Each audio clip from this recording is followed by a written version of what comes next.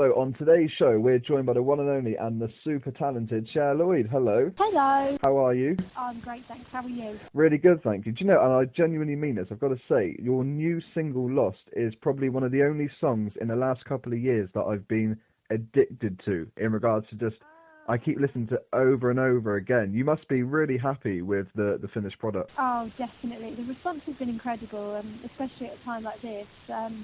Yeah, fans are really, really happy to get new music, and also I've seen a few people pop up saying that they love the song, so it's great. And the message is, the song's got a really strong message, kind of about empowerment and kind of self-love and knowing your own worth. So I know you actually had, you co-wrote the song as well, didn't you? Yeah, I did. I co-write all of my songs, if not just write them myself now. I just think I've been doing this for such a long time, and I've learnt so much along the way that it feels right to have full involvement in the whole process. But yeah, it does have a really strong message. It's very much relatable, and yeah. When it comes to actually, like you just said, writing your own material, I guess when you're just given a song, it's kind, you do the vocals and it's released. But when you're so involved, I guess it makes it that extra bit special for you as well. Definitely, I just feel like if you're given a song, it's almost like that song could have belonged to anyone, and that just doesn't feel right to me. I mean, it's never felt right to me. So to be able to be creative, and fully be respected as an artist and be able to write your own songs feels amazing. And will this be part of an upcoming album? Can we expect more? Because we've had songs over the last couple of years. Another one that I love was None of My Business, an absolute great track. So can we expect more from you? Definitely. I mean, a lot of people have asked that same question, like, when's the album? And right now, I'm not too sure when I'm going to be able to release that with everything going on. Yeah. But I definitely have enough for an album, material-wise. I've probably got enough for like 7 albums at this point. I've been writing so much over the last few years. But I just think it's a timing thing and being ready and everyone being on the same page, ready to release. But I can't wait to bring new songs out.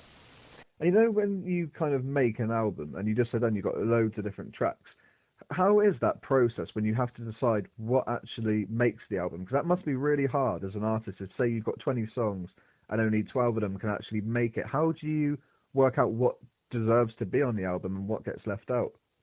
I think for me, I get really attached to certain songs, and I think that pretty much guides me in the right direction to what's going to make the album. And plus it's telling the story and making sure that the listener gets to hear my personality through each song. So that's really how I make those decisions. But also it's really difficult to make sure you've not got too many ballads on an album, slow songs. And then it's really difficult to make sure you've not got too many up-tempo. You have to give quite a varied range of different feels. So yeah, it's really difficult, and like changes get made at the last minute. But yeah, it feels good to be able to make all of those decisions myself. And you seem to be in a very good place at the moment, and really content with the music that you're putting out. But going back to the very beginning for you, kind of it was a roller coaster because everything happened at such a speed for you. You were on the X Factor, then you became this global superstar. So at that time, did you ever get to process what was actually happening? Because it happened at such a speed. I don't know how you'd even get the time to think, whoa, okay, I'm doing this, I'm doing that. Yeah, I didn't, to be honest. Like, there's a few memories that I have where one minute I'm sat in my living room in Malvern, where I hadn't really left my town, and then the next minute I'm in Miami in a studio with Lil Wayne. Like, it was just like, it's really strange that happened to me so quickly. And I think it can go either way. You can enjoy the ride, or you can have a hard time trying to process it. And I had a bit of both. It's just such a strange thing to happen at such a young age. I think if I did that at 26 now, I probably would have handled everything so differently. And I guess that's why they have an age you know, thing on reality shows, because even at 16, I'm not quite sure that people are ready to be catapulted into something like that. I know that must have been a difficult time, because it was just, at being such a young age, you were on every newspaper, magazine, and your schedule must have been grueling. But like you mentioned Lil Wayne, and you've worked with so many incredible artists over the years. But is there anybody out there at the moment that you've kind of thought, you know, I'd really love to work or collaborate with them? Yeah, there's been a few people that I've admired over the years, for sure.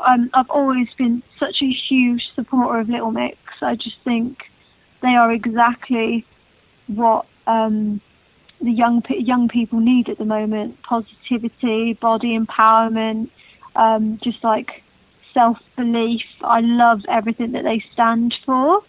But also Sam Smith as well. Both incredible artists, absolutely. Yeah. Did you always know then that you wanted to be a singer growing up, or was it kind of that, you know, torn between something else for you? No. I've always, like, me and my family have always had the same sort of motto, and that is that there isn't a plan B. So whatever we set our sights on, whatever our goals are, they will be achieved. And we don't make other arrangements or don't make any other plans, because plan A will work because you will make it work. And that's always been like my driving force, you know, behind everything that I ever do. And that's not to say that there's been like a couple of dips during my career where things have been going really, really well, and then they've been a little bit quiet, and then they go really, really well again. But I'd never taken my eye off the ball, and never, you know, thrown the towel in and thought, oh, do you know what, I should just try and look at something else. That will never happen with me. Just won't. And you know, when you just mentioned there's been times where it's gone quiet, where you've not released music for a while. You know, when you actually come back, is that kind of a daunting experience, in the fact that, oh, I don't know how this is going to be received? Because every time you have released new music, it's gone incredibly well, but there must be some nerves there for you. Oh, yeah. Oh, 1,000,000%. I think it's like with everything, with everyone. You know, if it's something that you're massively passionate about and is absolutely your whole life, of course it's so nerve-wracking to have to show everyone, and especially with music, because it's a preference thing, isn't it? I mean, you either like the song or you don't, and it's really difficult, because I've put everything that I have into it. But luckily, like I've seen only good reviews. It's been amazing, really.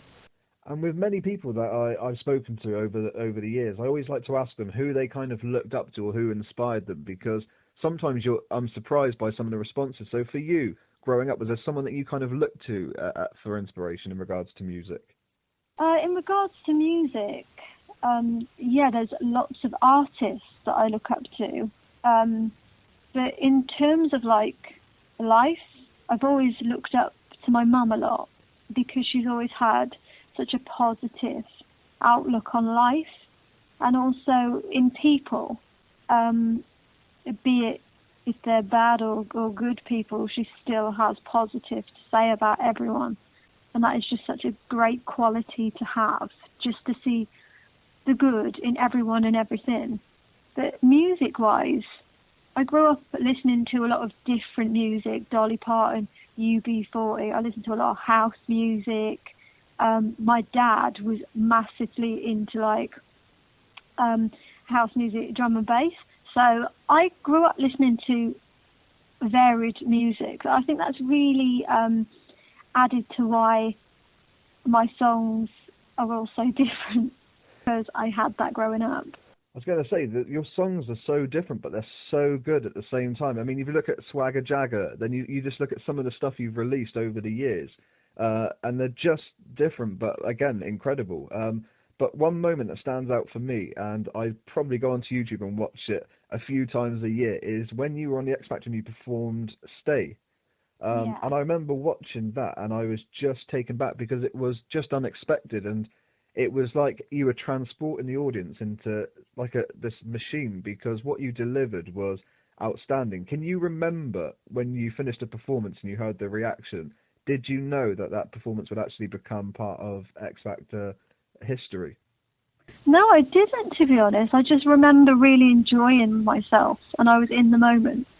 And it was a really like gut-wrenching song to have to perform. And I just remember thinking, oh, that felt good to get that out, to get all of those feelings out. That felt good. But little did I know that it was going to be such a big moment for me, and people still talk about it today. But yeah, just crazy. And you know, we don't always get to pick the songs on shows like that. So to have been given that song and absolutely fall in love with it was brilliant. Michelle, I've got to say, you know, you just come across as such a grounded person, and when you look at how much you've done in such a short amount of time in your career, and it's going to go from strength to strength, and you've released this new track, and when we get it on the show, people are going to love it because it's just addictive. It's one of those songs. The last time I listened to a song like that was probably Clean Bandit Ratherby, where I just couldn't stop playing it, and this for me is one of those songs. So it's incredible. I'm so glad that you're back releasing, you know, new music. Oh, thank you. Oh, that's brilliant to hear. Thank you. So what are you doing to keep busy in the lockdown? Because I know a lot of people are just kind of, it's either gardening, it's cooking. So what are you doing to keep yourself busy? Do you know what? I think, you know, before lockdown, I'm always busy anyway. It's not difficult to keep myself busy. I think because we're all indoors and we're looking at our four walls all the time, you tend to look around and think, oh, I might go and do that, or I might give the walls a lick of paint, or I might go and do this, do that. And we've been doing a bit of that, but mainly because I have the song out, I've just been so busy promoting the song and doing performances from home and interviews. So it has been great, and I'm grateful that I get the opportunity to release a song during times like these because it keeps me motivated. And a lot of people might not know, but you're actually a mum as well. Yeah. So that must take up a lot of your time too. Oh yeah, 24 hours a day, non-stop, absolutely. Yeah, she's almost 2 years old, so I hear a lot of people say, oh, this is the tricky part. But I'm enjoying it. I'm really enjoying it. I feel so blessed to have the opportunity to be a mother. And yeah, she makes me laugh. She's a funny kid. Well, honestly, I've got to say thank you so much for giving me your time today to talk about the new single. It's been great talking to you, and yeah, I'm really looking forward to seeing what's next for you as well. Oh, thank you so much. Brilliant. Thank you. Thank you. Bye. Bye.